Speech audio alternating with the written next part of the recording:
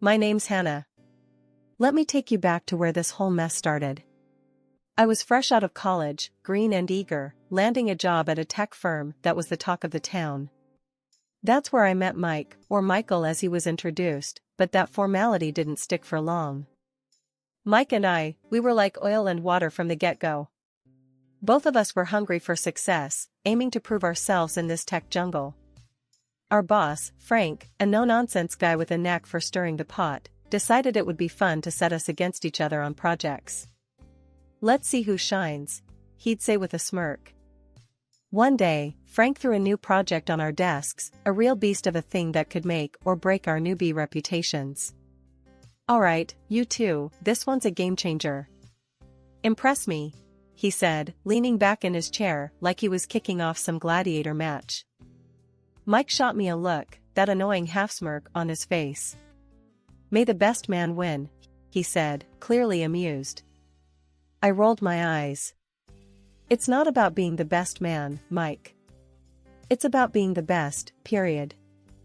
Let's keep it professional. The competition was fierce. Nights blurred into mornings, and our workstations became our battle stations. We hardly spoke, except for the occasional barb thrown across the room. Hey, Hannah, you might want to double-check your code there. Wouldn't want to embarrass yourself, Mike would tease, leaning over my desk with that smug look plastered on his face. Oh, shut it, Mike. Worry about your own mess. I've seen cleaner code written by a fifth grader. I'd snap back, not giving him the satisfaction of seeing me flustered. But amidst the rivalry, a grudging respect formed. We were both pushing each other to be better, even if we wouldn't admit it out loud. Late one night, after everyone had left, it was just the two of us, red-eyed and weary from yet another coding marathon. Mike broke the silence first.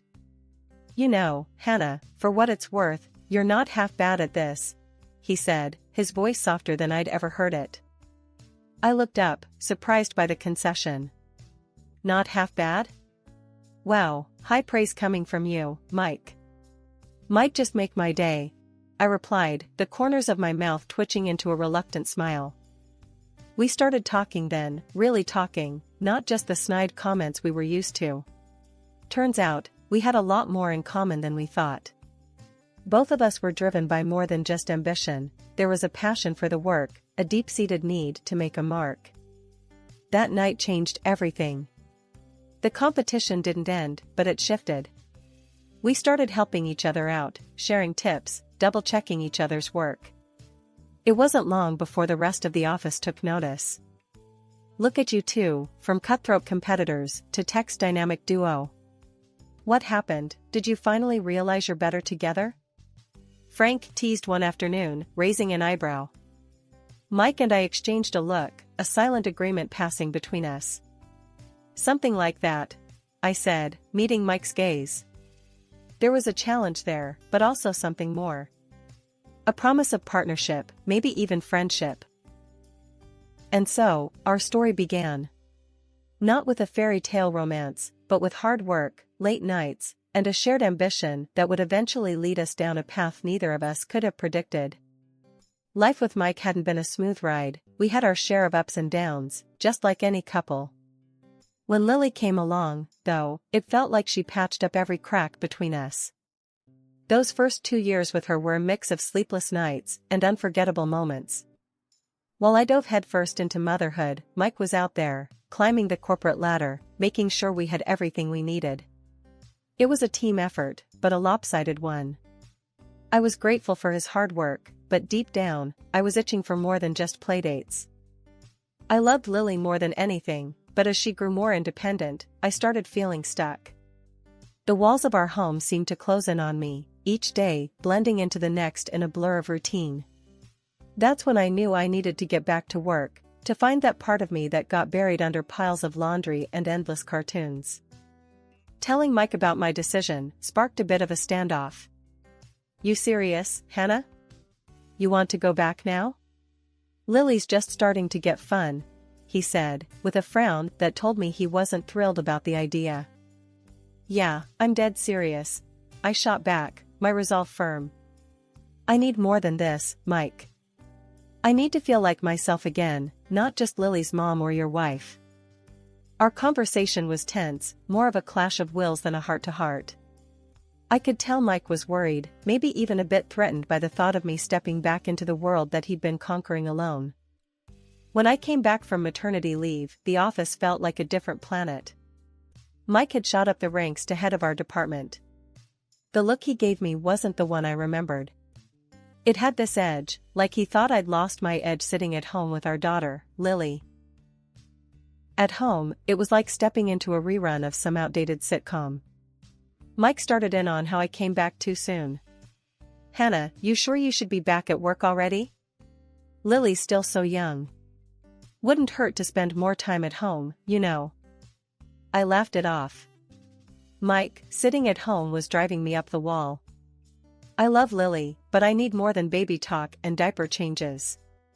My brain's itching for a challenge. His mom, though, she was another story. Every chance she got, she'd drop her 2 cents. "Hannah, dear, a woman's place is with her child. Mike's doing well, let him provide. You don't need to outdo your husband. It's not proper." I bit back the first 3 responses that came to mind. "Thanks for the advice, but I think we can manage just fine. I'm not trying to outdo anyone, I just want to do what I'm good at." Getting back into the swing of things at work wasn't easy. It was like starting from scratch, proving I still had what it takes.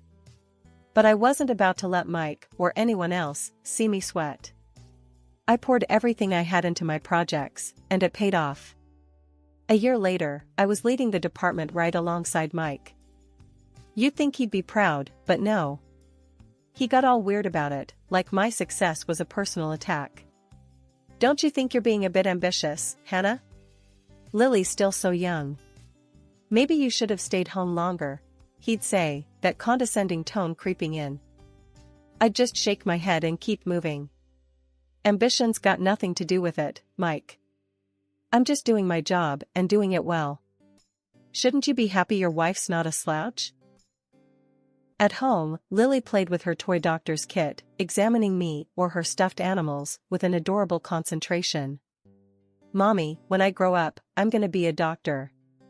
Or a pharmacist, like Grandma." I smiled, ruffling her hair. "You can be whatever you want, sweetheart.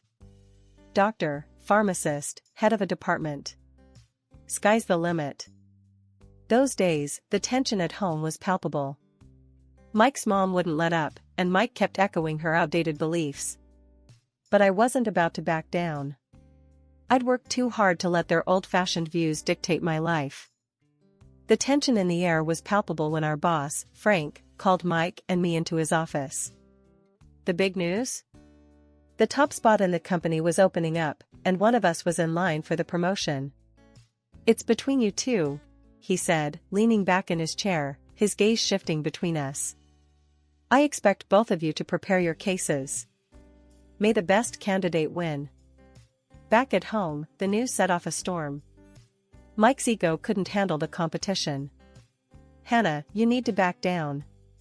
It's obvious I should take this. I mean, come on, it's not just about us, it's about what's best for the family," he insisted, pacing back and forth in our living room. I couldn't believe what I was hearing. Best for the family? "Mike, whether you or I get the promotion, it benefits us all. Why does it matter who gets it?" He stopped, turned, and looked at me like I'd grown a second head. "Because I'm the man, Hannah. It's about respect. How will it look if my wife outranks me?" The argument spiraled from there. Respect? So, what, my achievements don't deserve respect? Is that what you're saying? I was fuming, disbelief and anger swirling inside me. Mike's face reddened, his frustration boiling over. "That's not what I meant, and you know it. It's just how things are. Men lead, Hannah. That's how it should be." I was about to retort when he stormed out, slamming the door behind him, off to find refuge with his mother, no doubt. True to form, it wasn't long before my phone rang, his mother's number flashing on the screen. "Hannah," she barked the moment I answered. "You listen to me. You will step down and let Mike have this. It's for the best. I held the phone away from my ear, her shrill voice filling the room. For the best? According to who? Because it sure isn't for me, or even Mike, really. This is about control for you. She spluttered, outraged. You ungrateful girl. Do you have any idea what people will say? How it will look for my son? Frankly, I don't give a damn what people will say. I shot back, my patience worn thin. This is our lives, not some gossip column. I won't step down because of outdated ideas about where a woman's place should be. The call ended with a click, her parting words a mix of threats and insults. I sat there, phone in hand, heart racing. The divide had never been clearer, but my resolve had never been stronger. Mike didn't come home that night, choosing instead to wage his battle from behind the lines, his mother's house. The next few days were a blur of silent phone calls, terse text messages, and an overwhelming sense of betrayal. How had it come to this? How had our partnership, built on mutual respect and ambition, crumbled so quickly at the prospect of a promotion? Weeks turned into a blur of exhaustion for me after Mike and I had our big fallout. It wasn't just the mental toll of our argument, my body seemed to have joined in on the rebellion. I found myself hitting the snooze button more than usual, my thoughts were scattered, and the simplest tasks at work became monumental efforts. One particularly rough day, my boss called me into his office. His usual stern facade was replaced with a look of genuine concern. Hannah, have a seat, he started, motioning to the chair across from him. I've been noticing some changes in your work lately. This isn't like you. What's going on? I took a deep breath, trying to muster the energy to explain. Frank, I've just been feeling really off these past few weeks. I'm tired all the time, and I can't seem to get my head straight. I promise, I'm trying to push through it. Frank leaned back, folding his arms across his chest. I understand we all go through rough patches, but this is concerning. Are you sure you're up to handle your projects? We can't afford slip-ups. His words stung, not because they were harsh, but because they were true. I know, and I'm sorry. I just need some time to figure this out. I'll get better, I said, though my voice lacked the certainty I hoped for. Leaving Frank's office, I felt the weight of his doubt on top of my own. It wasn't long before Mike caught wind of my troubles at work. Instead of concern, he greeted me with a barely concealed satisfaction. So, I heard you've been dropping the ball at work, he remarked over dinner, a smugness in his tone that made my blood boil. Drop the gloating, Mike. I'm going through something, and I don't need your sarcasm. I shot back, my fork clattering against my plate. Mike shrugged, his grin unfading. Maybe it's a sign, Hannah. You're pushing yourself too hard. It's not natural, you trying to outdo me. Maybe it's time to reassess your priorities. I glared at him, the urge to toss my plate at his smug face nearly overwhelming. My health has nothing to do with outdoing you. There's something wrong, and I need to figure it out. Realizing I wasn't going to win this battle, I decided to take action on my own. I called in sick the next day, and the day after. Rest was supposed to help, but instead, I found myself spiraling further. My body felt like it was made of lead, my thoughts as if wading through fog. Lying on the couch on what was supposed to be a restful afternoon, I finally admitted to myself that this wasn't normal. I need to see a doctor, I whispered to the empty room, a mix of fear and determination settling in. Whatever was happening to me, I couldn't ignore it any longer. Mike's opinions and the troubles at work faded into the background. My health, my well-being, had to come first. The next morning brought a revelation that turned my world upside down.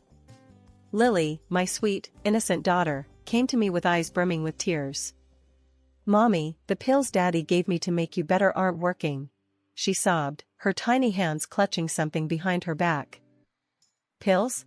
What pills, Lily? My heart raced, a cold shiver running down my spine. The thought of Mike doing something behind my back was unsettling. Lily, hesitating at first, finally extended her hand to reveal a small bottle of pills. "Daddy said these are vitamins, to make you strong and smart. I put them in your breakfast like he told me," she explained, her voice trembling. I took the bottle from her, my hands shaking as I read the label. The realization hit me like a freight train, these weren't vitamins. The pieces of the puzzle suddenly clicked into place. Mike's odd behavior, his satisfaction over my deteriorating health, it all made sense now. He was willing to go to unimaginable lengths to ensure the promotion was his by sabotaging my health. I hugged Lily tight, trying to mask the turmoil inside me. "Sweetheart, you did nothing wrong. Thank you for telling me," I said, kissing the top of her head. I needed to think, to plan my next steps carefully without letting Mike know that I was onto him. With Lily's well-being in mind, I called my mother, asking her to take Lily for a few days under the guise of a spontaneous visit. Once Lily was safely out of the house, I spent hours strategizing my next move. It was clear that confronting Mike directly wasn't the best option. Not only did I need solid proof of his actions, but I also had to ensure our safety and legal standing. I scheduled a doctor's appointment to get tested for anything related to the pills. The visit was nerve-wracking, explaining the situation without revealing too much. The doctor assured me that we'd get to the bottom of it, and I left the clinic with a mix of fear and determination. Back home, I played the part of the unsuspecting wife, careful not to let on that I knew of Mike's betrayal. It was one of the hardest things I'd ever had to do, look the man I once loved in the eye, knowing he was capable of such deceit. A few tense days passed before I found myself at the doorstep of my mother-in-law's house, my heart pounding in my chest, but my resolve stronger than ever. The evidence was tucked securely in my bag, the jar of pills, the medical test results, and the most heartbreaking proof of all, the recording of Lily's innocent voice. The door swung open, and there stood my mother-in-law, her face twisting into a semblance of concern. "Oh, dear, you're looking a bit under the weather. Everything all right?" she asked, her voice dripping with feigned sweetness. I stepped inside, not missing the quick glance she exchanged with Mike, who looked like he'd seen a ghost. "Actually, no, everything is not all right," I started, my voice steady. "I've come to discuss something very important." We settled into the living room, an uncomfortable silence filling the space. I didn't waste any time. Pulling out the jar of pills, I placed it on the coffee table. "Recognize these?" I asked, locking eyes with Mike, then his mother. Their faces drained of color, the reality of the situation crashing down on them. Mike's mother was the first to break the silence, her voice rising in panic. "You can't prove anything with that. It's your word against ours." That's when I revealed the medical test results, the concrete evidence of the potent drug found in my system. "These say otherwise," I countered, the papers trembling slightly in my hand, not from fear, but from the intensity of the moment. But the final blow was the recording of Lily. Her voice filled the room, innocent and unaware of the magnitude of her words. "Daddy gave me these pills to make Mommy strong," she said, a statement that felt like a dagger to the heart of the facade my husband and his mother had tried to maintain. Mike's facade finally cracked, his eyes welling up with tears as he looked from me to his mother and back again. I'm so sorry, Hannah. I didn't think it would go this far," he stammered, the weight of his actions finally dawning on him.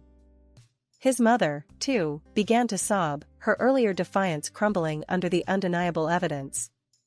"Please, Hannah, we beg you, don't go to the police.